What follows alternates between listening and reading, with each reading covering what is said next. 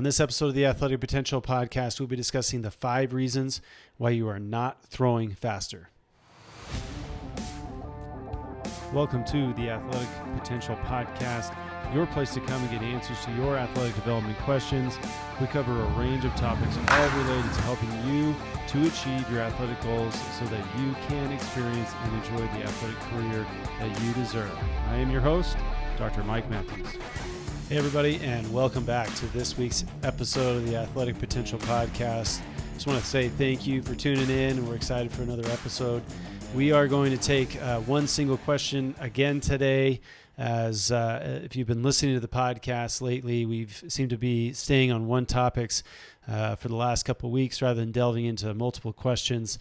It seems that these questions, the longer or more precise we can make these answers, it seems to be better, and our feedback seems to be getting better from our listeners. So today we're going to talk about a question that I get again constantly, but we're going to try it from a different angle.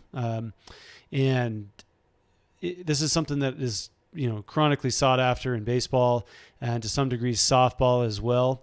And this is what has really been running baseball for a little while now in regards to the emphasis on velocity and how fast guys are pitching and throwing, and the metrics that come along with it. And softball also similar context, that there's some data out there in regards to like softball players and pitchers who throw harder and the advantages that come along with throwing at higher velocity. So today we're going to take a question that's based on that, but we're going to answer it in a kind of a different way. So let me jump right into the question. Okay. So Matthew says, and then asks, I have been strength training, doing shoulder work, and been on a progressive throwing program, and I haven't seen any velocity increases as of yet. What should I be doing different to increase my throwing velocity? All right, Matthew. Now, here's the deal, and I try to always say that it really depends, man. Matthew, if you are 12 years old, I'm going to tell you just to get older and bigger and just wait for age, right? So I hate to say it, but I don't have age, I don't have, how long you've been playing the sport and all these type of things. So there's going to be a lot of generalization here, but that's kind of the reason why I left this question in, and I want to make sure that I address it. And that is, this question I get asked a lot. So Matthew, you're not alone. Is the guys are like, look, I feel like I'm doing everything I possibly can. I'm doing a good strength program. I'm doing a bunch of shoulder and arm care work. I've been trying to do these long toss programs or even just any throwing program, and what I'm seeing is just like 1 mile an hour increases. Should I be doing a weighted ball program? Should I be doing this? Should I be doing that? Should I be doing this thing I saw on Instagram or TikTok or these type of things? And here's the deal. Gaining and chasing velocity, it can be a complicated thing, but for those that have listened to the podcast, and we've talked about in past episodes, but not quite like this, there's a lot of variables that go into increasing one's velocity. And I'll just tell you this, if you're not a baseball player or anything like that, and you're listening to this, you need to also understand that this does apply to improving your performance physically on the field, on whatever sport. Okay. So these variables essentially they're kind of sport wide. You can apply your own things here. Okay. Now there's certain things that may be more driven towards softball and baseball, but realistically, these same variables can be applied across all sports with a few minor tweaks. Okay, so hang with me on that and try to think of it from your context. The same thing would become with hitting velocity in volleyball. Same thing with, to a certain extent, with javelin distance throwing, which there's a component of velocity to that. That would also be a part of this. The same thing in regards to just sprinting speed. Okay, so not even throwing, but sprinting speed. Okay, so Matthew, sorry, I'll get back to your question here. You've been doing a couple of things. So I'm gonna answer this with 5 reasons why you are not throwing harder, or 5 reasons why you may not be throwing harder. Now, I will tell you this, there's probably more than 5, but here are the 5 most common reasons I see why players are not seeing velocity increases in their programs. Okay. Now, you did say that you were doing strength training. this is good news. Okay. We know that based on the research that if you do a good strength conditioning program, you'll see anywhere from a 2 to 4 mile an hour increase in throwing velocity. Okay. I don't know if you've already seen that or not, but we'll get into that. Okay. Now let's talk about shoulder work, shoulder arm care. So shoulder specific exercises have been associated again in the research from anywhere from a 1 to 3 mile an hour increase in throwing velocities. So you're doing two things that have been shown in the research to make improvements in velocity. Okay. So that's good. And then we talked about this, throwing progression. You talked about, hey, I'm on a progressive throwing program. I don't know the exact data in regards to what we see in regards to velocity increases with good throwing programs, but I can tell you that it does work to help increase throwing velocity by putting on a very progressive throwing program. Okay. So you say you're doing those three. I'm assuming that all three of those are good quality programs. Okay. So you have a good strength program that's well balanced and targeting the right things. We're not just doing bench Mondays, bench and buys, back and tries. I mean, nothing against those, but they're bodybuilding workouts. They're not necessarily the best thing for baseball players. There's other ways to do it. If you're not incorporating rotational med ball throws and rotational strength and some power work, those type of things, you're missing a little bit of the boat. And so we may need to consider doing some more strength training. Okay. Proper strength programming. So if you're not certain, then you just shoot me an email with your program and what you're doing, and let's just review it. Okay. All right. So, first and foremost, okay, we're going to talk about the 5 reasons why you're not throwing harder, or maybe more than likely why you're not throwing harder. Okay. And Matthew, I'm going to talk to you like I'm talking to you directly, but those listening, it can be anybody. Okay. So Matthew, right away, one of the first things I'm going to ask a client who walks in and says, I want to throw a baseball harder. I will ask him, okay, great. First question I actually will ask will be like, hey, why do you think you're not throwing the ball harder? Right. And there's always a good answer there, because I'll be honest, a lot of my clients will come in and be like, look, I want to throw harder, but I don't know necessarily what to do. And I'll say, well, tell me why you don't think you're throwing harder. And I'll inevitably get an answer that I look at them and go, you're probably right. We probably need to work on that. And if we work on that, we see an improvement in their velocity. So for those listening, just think about it. Like, oh, hey, why do I feel like I'm not throwing harder? And your first thought that comes to your head, that might be the best idea we have. Okay. Now, it may not. You may have your mind's totally blank. Like you have no idea. And that's okay too.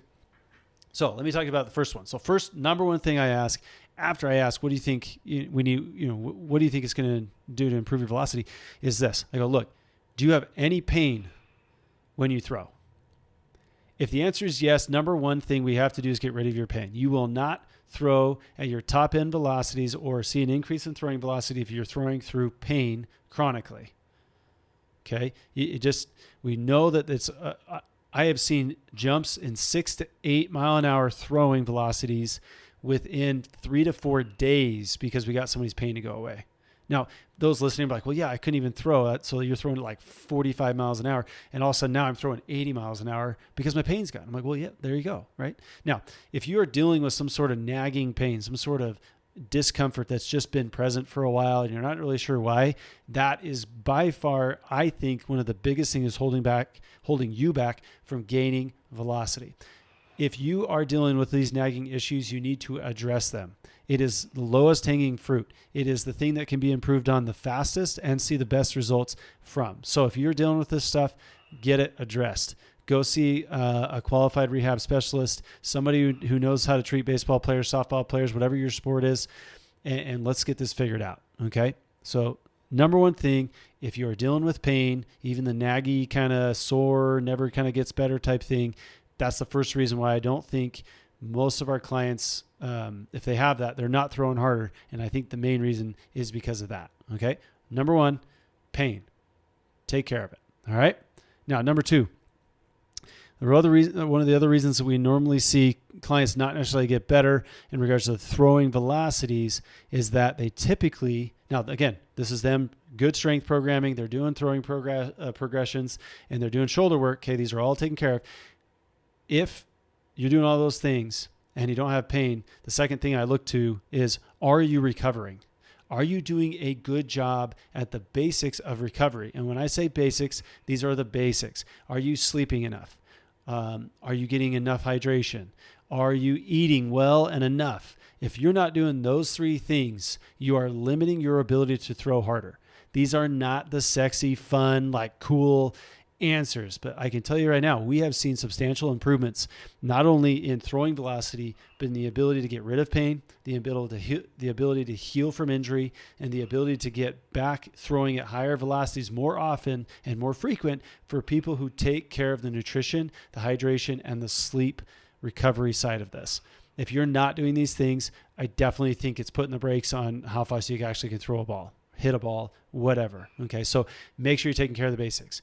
Sleep, there's a whole bunch of stuff out there in sleep, but I can tell you right now, I'll just tell you what I think I've seen to work best, and this is by no means the sleep studies or anything like that, but you really want to try to go bed earlier than you think. I think I took it from, I want to say it's Eric Cressy or somebody, but they basically said every hour of sleep I get before midnight counts as double or something like that. It's just worth way more. Okay. And so the more hours, the earlier you can go to bed, it seems to do better. Okay. Now that doesn't mean you go to bed at 6 o'clock. Obviously it's not realistic, but don't be going to bed at midnight, 1 a.m. and expect to see some substantial improvements and results. Okay. It doesn't really work that well. And people do it, but imagine the results if they went to bed at 10 or even 9:30. Like, come on, big time improvements. Okay. That's what we want to see. All right. That's sleep. Notice I didn't say duration. I just talk about, look, just get to bed at a good time. Okay. And if you do that, most often than not, we're seeing longer sleep durations. Okay. Everybody here's 8 hours of sleep. I won't give you a recommendation because it's a little bit variable for everybody, but just try to get more hours of sleep before the hour of midnight. Okay. That does not include naps. Napping is a whole nother story. Anyways, hydration. Okay. Everyone's like, well, how many ounces of water should I drink? How many water bottles should I drink? How many of this? How many of that? Look, if you are not, when you go pee, if you're not peeing semi-clear, you're not hydrating enough. Okay. That's the way I've measured it. It's pretty straightforward. If if you've got really deep color in your urine, you're not drinking enough. If it is straight clear, you're probably drinking a little too much. If it's somewhere in the middle, fairly clear, you're right where you should be. Okay. Just use that scale. A lot of people overcomplicate. I need to drink this much. If you want to measure it, great. Just make sure that what you're actually measuring, equates to semi-clear urine. Okay. That's hydration. Food, you need to eat a balanced meal. Every meal needs to start with protein, period. You need enough protein as an athlete. Every meal is built around the protein source. Okay. And we prefer these not to be supplements, not powders or anything like that, especially if we're talking about a youth athlete. Okay. We're talking about our chickens. We're talking about our beefs. We're talking about our fish. We're talking about these things that are high in protein. Okay. It doesn't have to be meat based. It can be vegetarian based, but the idea is that all the meals should be essentially centered around protein. The amount of protein you should be taking in is not for me to say. There's a lot of different variation of guidelines. I can tell you that we have used 2 different sources in the past. One is Precision Nutrition. They talk about size of protein rather than grams of protein. So they literally say like you need a palm or like a palm-sized portion of protein. And athletes, I always say it's 2 palm-sized portions, this big right here for those watching the video. Not your fingers, just your palm. Okay, 2 of those if you're an athlete. And then the other one that I use is from Josh Hillis from his book, Fat Loss Happens on Monday. We use 3/4 of, what is it? 3/4 of a gram of protein per pound of body weight. So I weigh 200 pounds. I'm right around 150 grams of protein in a day. Okay. So hopefully that helps in regards to nutrition. But again, if you don't feel like you're making velocity improvements and you don't have any pain, look at your recovery. Are you sleeping enough? And I believe it's in this order. Okay. Are you sleeping enough? Are you drinking enough? Are you eating enough and of good quality? Okay. If you're not, take care of that. It is simple. I didn't say easy, simple to do that. And you'll see tremendous improvements, not only in your ability to throw faster, but your ability to go out and participate at a higher level more often. Not to mention the decrease in injury risk that happens with good sleep and good rest and recovery. Okay. All right. So that's number 2. Okay. Good recovery. Now, notice I didn't say anything about foam rolling, soft tissue oxygen. We'll get to that. Okay. That's part of this, but that's not number 2. Number 2 is sleep, eat, and drink. Okay. But I call it recovery. Okay. All right. Number 3. the third reason why I think a lot of our players and clients don't see a velocity increase when they should is that they have inefficient or inconsistent mechanics of throwing. This could be sprint mechanics. This could be squat mechanics. This could be agility and movement mechanics. All of this comes into play. All right. If you have inefficient or inconsistent throwing mechanics, you will not necessarily be able to see the maximum velocity that you could see. Mainly because you're not allowing for the amount of energy needed to see an increase in that velocity. Okay.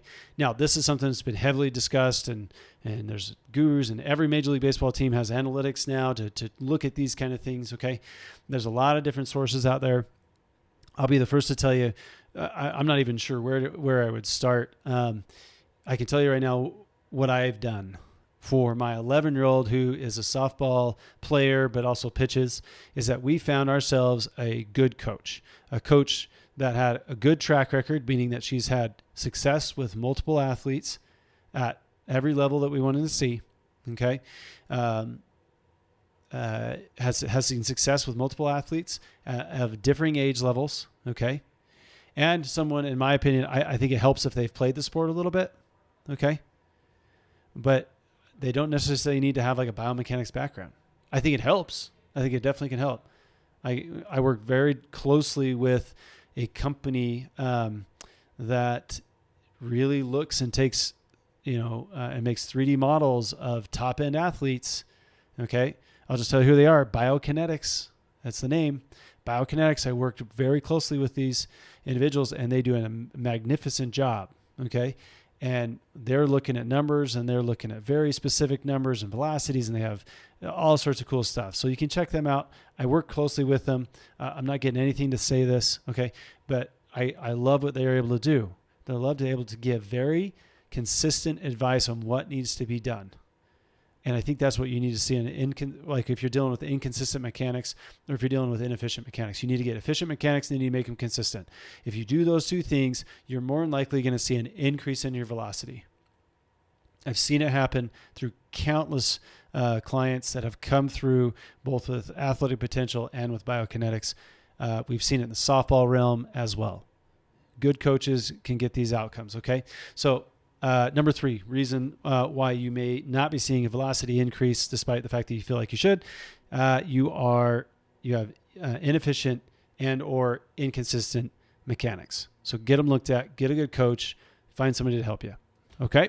So that's number 3. Number 4, and this kind of a lot of people say, well, this goes with a little bit of recovery, but realistically, I don't think it does, because I really try to make sure recovery stays with those 3 things that we talk about. Okay. So that's number 3. Number 4.